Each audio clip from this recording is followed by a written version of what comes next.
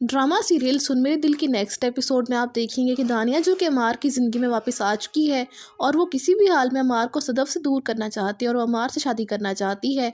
دانیہ اپنی طرف سے پوری کوشش کرتی ہے کہ عمار کو صدف سے بدگمان کر سکے اور اس کے دل میں اپنی جگہ بنا سکے، اور اسی مقصد میں وہ کافی حد تک کامیاب ہو جاتی ہے، کیونکہ عمار کے دل میں صدف کو لے کر بدگمانی پیدا ہو جائے گی اور وہ سوچتا ہے کہ اس وقت کاش میں نے صدف سے شادی نہ کی ہوتی اور دانیہ کی محبت کی قدر کی ہوتی تو آج میں اور دانیہ ایک ساتھ خوش ہوتے، کیونکہ دانیہ تو مجھ سے محبت کرتی ہے بلکہ صدف تو ہر وقت بلال عبداللہ کی باتیں کرتی رہتی ہے اور مجھ سے زیادہ وہ اس کے ساتھ خوش رہتی ہے۔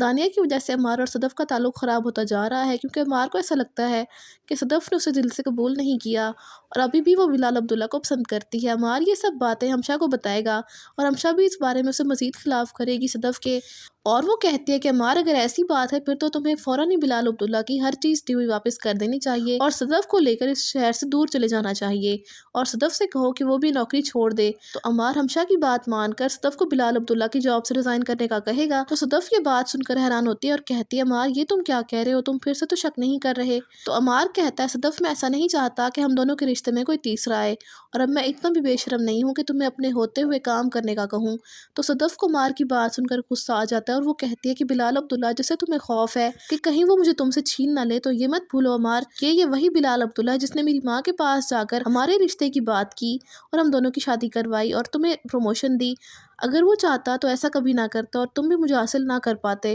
اور عمار تم اسی پہ شک کر رہے ہو۔ اور رہی بات نوکری کی، تو میری ماں اور بھائی کی ذمہ داری مجھ پہ ہے، میں ان دونوں سے غافل نہیں ہو سکتی، جب تک زاویار اپنے پیروں پہ کھڑا نہیں ہو جاتا تب تک ایسا نہیں ہو سکتا۔ صدف کی بات سن کر عمار کو بہت غصہ آ جاتا ہے اور وہ دانیہ کے ساتھ مل کر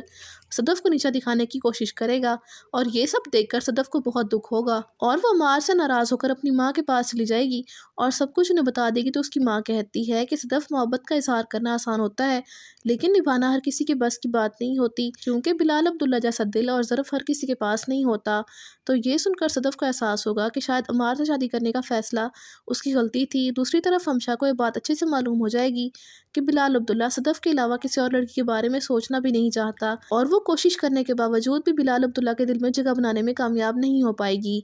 اور وہ عمار کو صدف کی باتیں کرنا شروع کر دے گی کہ بلال عبداللہ بہت چالاک انسان ہے، وہ تمہاری شادی کو توڑوانا چاہتا ہے، اس لیے تمہیں صدف پہ نظر رکھنی چاہیے اور جتنا ہو سکے بلال عبداللہ سے اسے دور رکھو۔ عمار یہ سن کر صدف پہ شک اور زیادہ کرنے لگے گا